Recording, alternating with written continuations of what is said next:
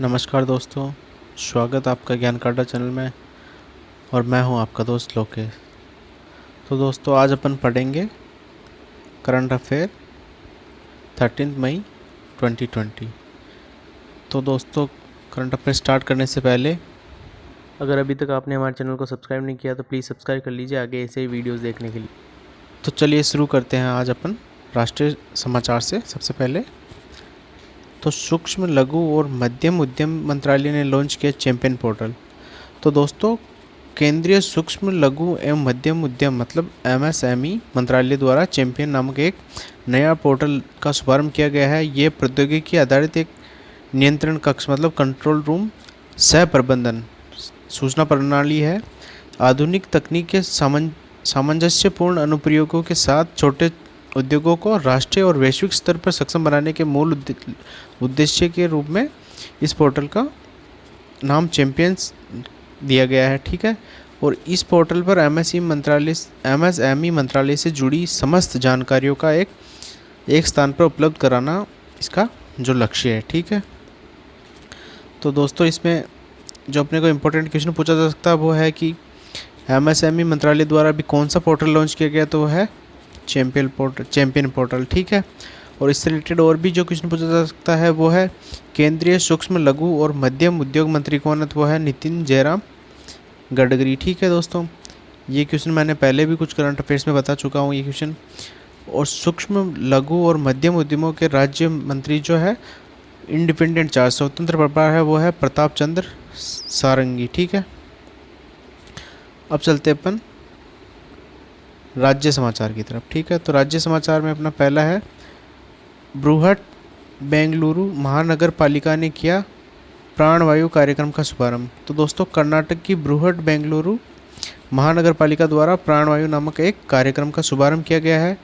यह कार्यक्रम नगर निगम द्वारा बेंगलुरु वासियों के लिए जिले में संक्रमितों की बढ़ती संख्या को देखते हुए लोगों को क्वारंटाइन रहने और निगरानी गतिविधियों सहित ऐसे व्यक्तियों की पहचान करने का आदेश दिया गया है जिनको घातक कोरोना वायरस से संक्रमण होने का अधिक संभावना। ठीक है दोस्तों, तो ये उनके लिए लॉन्च किया गया है। तो इसमें अपने को क्वेश्चन क्या पूछा जा सकता है कि अभी किस महानगर पालिका द्वारा प्राणवायु कार्यक्रम का शुभारंभ हुआ, तो वह है बृहट बेंगलुरु महानगर पालिका। ठीक है, जो कि कर्नाटक की है। ठीक है दोस्तों, और इससे रिलेटेड जो अपने को और क्वेश्चन पूछा जा सकता है वो है कि कर्नाटक के मुख्यमंत्री कौन है, तो वो है BS येदियुरप्पा। ठीक है।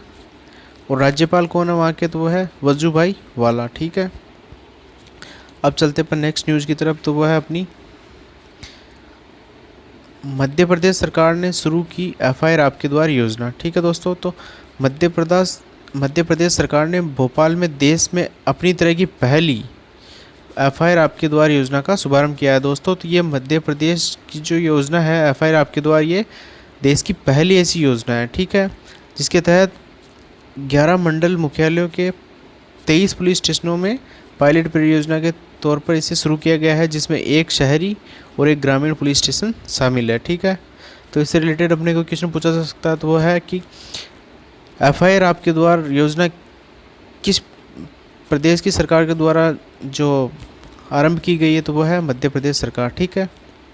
और इसके अलावा जो क्वेश्चन पूछा जा सकता है वो है कि मध्य प्रदेश के मुख्यमंत्री कौन है, तो वो है शिवराज सिंह चौहान। ये काफ़ी करंट अफेयर्स में बता चुका हूँ मैं ये। और मध्य प्रदेश के राज्यपाल कौन है, तो वो लालजी टंडन। ये पिछले कई करंट अफेयर्स में आ चुका है, क्योंकि अभी मध्य प्रदेश से रिलेटेड काफ़ी सारे जो योजनाएं थे या जो भी कुछ नई चीज़ें उन्होंने स्टार्ट की उनके बारे में, तो ये सारी चीज़ें मैं पहले बता चुका हूँ। ठीक है। और जो इससे एक और चीज़ है वो है कि बांधवगढ़ राष्ट्रीय उद्यान मध्य प्रदेश के उमरिया ज़िले में स्थित इस बायोडाइवर्सिटी पार्क को रॉयल बंगाल टाइगर की बड़ी आबादी के लिए जाना जाता है। ठीक है। तो ये कहाँ पे स्थित है, बांधवगढ़ राष्ट्रीय उद्यान मध्य प्रदेश में। ठीक है, के उमरिया ज़िले में है। ठीक है। तो ये भी चीज़ अपने को याद रखनी चाहिए, ये भी क्वेश्चन आ सकता है। तो ये किसके लिए फेमस है, बायोडाइवर्सिटी पार्क को रॉयल टाइगर की बढ़ती आबादी के लिए जाना जाता है। ठीक है। अब चलते अपन पुरस्कार की तरफ। ठीक है, तो पुरस्कार में पहला है बेंगलुरु हवाई अड्डे ने जीता भारत और मध्य एशिया के सर्वश्रेष्ठ क्षेत्रीय हवाई अड्डे का खिताब। ठीक है दोस्तों, तो बेंगलुरु के केम्पेगौड़ा अंतर्राष्ट्रीय हवाई अड्डा ने भारत और मध्य एशिया में सर्वश्रेष्ठ क्षेत्रीय हवाई अड्डे होने के लिए इस साल का स्काईट्रैक्स नामक पुरस्कार जीता है। ठीक है, इस एयरपोर्ट को ग्राहकों द्वारा वर्ष 2020 के वर्ल्ड एयरपोर्ट अवार्ड्स में पिछले 4 साल में तीसरी बार भारत और मध्य एशिया के लिए सर्वश्रेष्ठ हवाई अड्डा होने के लिए वोट दिया है। ठीक है, तो इससे रिलेटेड अपने को क्या क्वेश्चन पूछा जा सकता है, तो वो है कि हाल ही में भारत के किस हवाई अड्डे को भारत और मध्य एशिया का सर्वश्रेष्ठ क्षेत्रीय हवाई अड्डे के लिए चुना गया है, तो वो है अपना बेंगलुरु का केम्पेगौड़ा अंतर्राष्ट्रीय हवाई अड्डा। ठीक है, और इससे रिलेटेड जो और क्वेश्चन पूछा जा सकता है वो ही है कि यहाँ के राज्यपाल कौन है, तो वो है वजुभाई वाला, और कर्नाटक के मुख्यमंत्री कौन है, वो है BS येदियुरप्पा। ठीक है, अब नेक्स्ट चलते अपन नियुक्तियों की तरफ। तो नियुक्तियों में अपना पहला है कि इंदु शेखर चतुर्वेदी ने नवीकरणीय ऊर्जा मंत्रालय के सचिव का पदभार ग्रहण किया। ठीक है दोस्तों, तो इंदु शेखर चतुर्वेदी ने नवीन और नवीकरणीय ऊर्जा मंत्रालय के सचिव का पदभार संभाला है। उनकी नियुक्ति आनंद कुमार के स्थान पर की गई है, जिनको अभी संस्कृति मंत्रालय के सचिव का पदभार दिया गया है। ठीक है, यह उनको नियुक्त किया गया है। तो इससे रिलेटेड अपने को क्वेश्चन और क्या पूछा जा सकता है, तो वो है नवीन और नवीकरणीय राज्य मंत्री कौन है, जो कि स्वतंत्र प्रभार है, वो है राजकुमार सिंह। ठीक है, अब अपन चलते हैं अपन व्यापार समाचार की तरफ। ठीक है, तो INR USD वायदा एवं विकल्प अनुबंधों को अंतर्राष्ट्रीय एक्सचेंजों पर किया गया लॉन्च। तो दोस्तों, केंद्रीय वित्त और कॉर्पोरेट मामलों की मंत्री निर्मला सीतारमण द्वारा अंतर्राष्ट्रीय एक्सचेंजों पर भारतीय रुपया और अमेरिकी डॉलर वायदा एवं विकल्प अनुबंधों INR USD futures and options contract को लॉन्च किया गया है। यह गुजरात के गांधीनगर स्थित GIFT international financial services centre में BSE के इंडिया INX और नेशनल स्टॉक एक्सचेंज के NSE IFSC में INR USD वायदा एवं विकल्प अनुबंधों को लॉन्च किया गया है। ठीक है, तो अब चलते हैं अपन नेक्स्ट।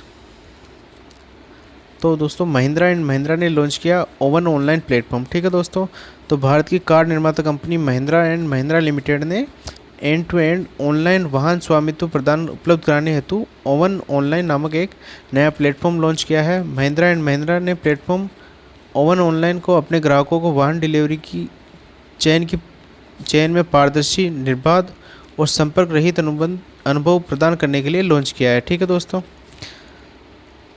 तो इसमें से अपने को क्वेश्चन पूछा जा सकता है कि अभी हाल ही में किस वाहन कंपनी ने ओवन ऑनलाइन प्लेटफॉर्म लॉन्च किया, तो वो है महिंद्रा एंड महिंद्रा। ठीक है, जो कि भारत की एक वाहन निर्माता कंपनी है। ठीक है, और इसमें से और जो क्वेश्चन पूछा जा सकता है वो है कि महिंद्रा एंड महिंद्रा लिमिटेड के प्रबंध निदेशक और CEO कौन है, तो वो है पवन गोयनका। ठीक है, अब नेक्स्ट चलते हैं अपन विज्ञान और प्रौद्योगिकी में। तो CSIR NAL ने नॉन इन्वेसिव वेंटिलेटर स्वास्थ्य वायु किया विकसित। तो दोस्तों, बेंगलोर स्थित CSIR राष्ट्रीय एरोस्पेस प्रयोगशाला द्वारा कोविड-19 मरीजों के इलाज के लिए एक गैर इन्वेसिव BIPAP वेंटिलेटर स्वस्थ वायु नामक विकसित किया गया है। ठीक है, तो गैर इन्वेसिव की अनूठी विशेषताएं वाला ये स्वस्थ वायु BIPAP वेंटिलेटर वायरस फैलने के खतरे को कम करने में मदद करेगा, और इस वेंटिलेटर को बिना किसी विशेष नर्सिंग संचालन के साथ साथ बहुत सरल और लागत प्रभावी और कॉम्पैक्ट और अधिकांश स्वदेशी उपकरणों के साथ कॉन्फ़िगर किया गया है। ठीक है दोस्तों, तो इससे रिलेटेड अपने को क्वेश्चन पूछा जा सकता है कि जो ये नॉन इन्वेसिव वेंटिलेटर स्वस्थ वायु किसने लॉन्च किया था, तो वो था विकसित किया था, तो वो है CSIR और NAL ने। ठीक है, यह है नेशनल एरोस्पेस लैब्स। ठीक है,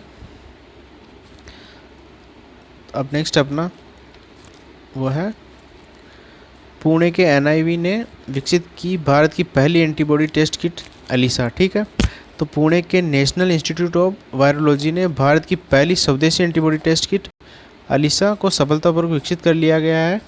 ये एंटीबॉडी टेस्ट किट SARS-CoV-2 संक्रमण के संपर्क में आने वाली आबादी के अनुपात की निगरानी में मदद करने के अलावा कोविड-19 का मुकाबला करने में भी मददगार साबित होगा। इसके अलावा ICMR ने एलिसा टेस्टिंग किट को बड़े पैमाने पर उत्पादन करने के लिए जायडस कैडिला के साथ एक करार किया है। तो दोस्तों ये जायडस कैडिला एक बहुत बड़ी फार्मास्यूटिकल कंपनी है गुजरात की, ठीक है।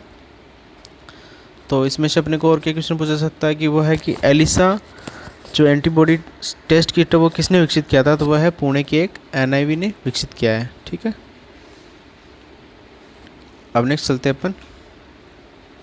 तो DRDO ने इलेक्ट्रॉनिक गैजेट्स को सैनिटाइज करने के लिए विकसित की ध्रुव कैबिनेट।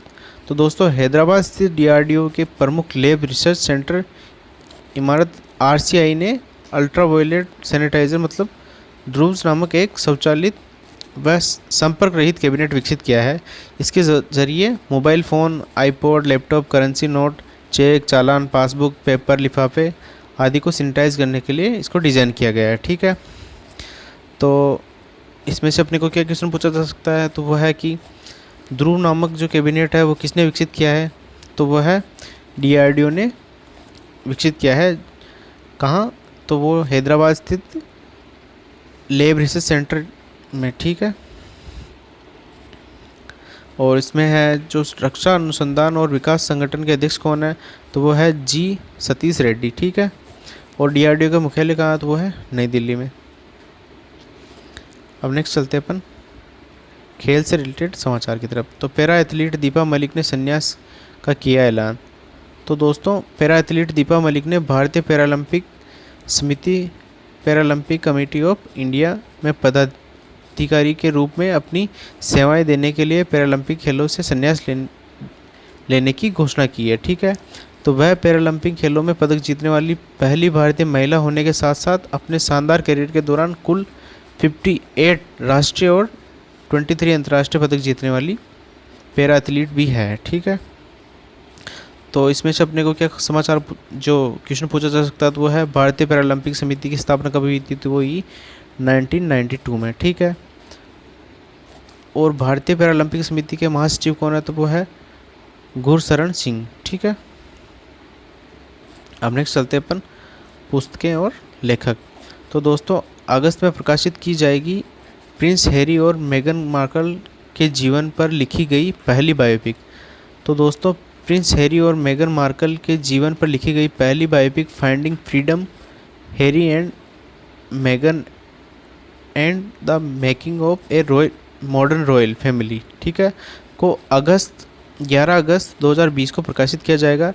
इस बायोपिक को दो शाही पत्रकारों ओमिर स्कोबी और कैरोलिन डुरंट द्वारा लिखा गया है, ठीक है। तो इसमें से अपने को पूछा जा सकता है कि प्रिंस हैरी और मेगन मार्कल की जीवन पर लिखी गई जो पहली बायोपिक उसका नाम क्या है, तो वो है finding freedom, Harry and Megan and the making of a modern royal family, ठीक है।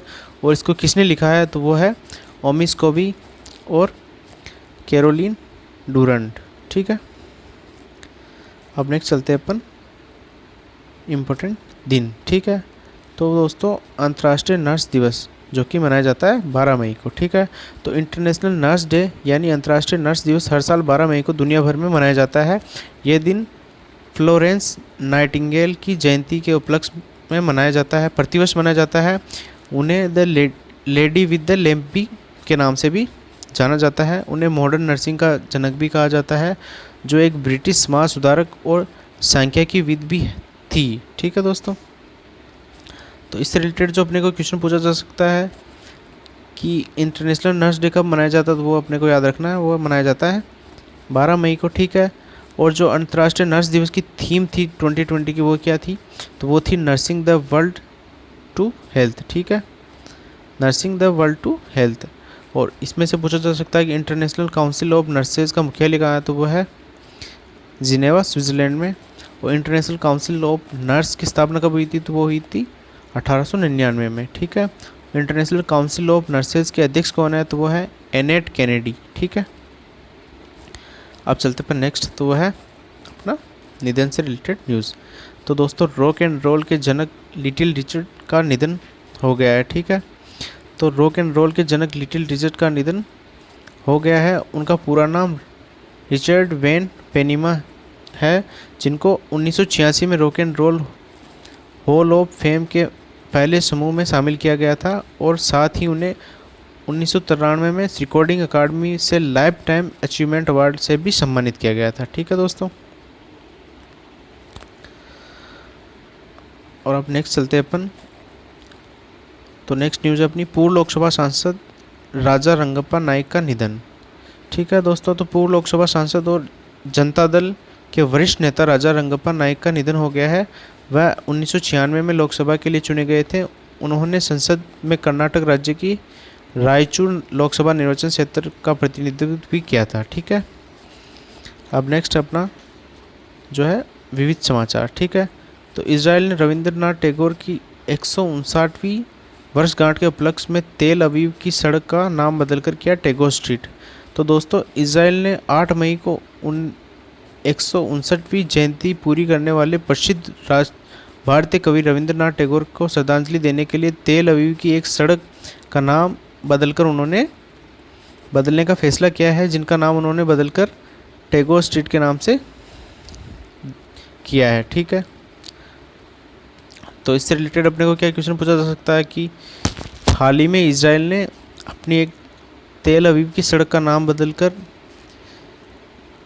क्या किया है, मतलब क्या किया है उनका सड़क का नाम बदलकर, तो वो है टैगोर स्ट्रीट नाम उन्होंने दिया है उस सड़क को, ठीक है।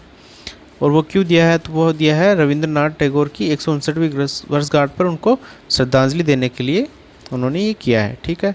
तो इजराइल की राजधानी क्या है, तो वो है यरूशलेम, ठीक है। और इजराइल के प्रधानमंत्री कौन है, तो वो बेंजामिन नेतन्याहू है, ठीक है।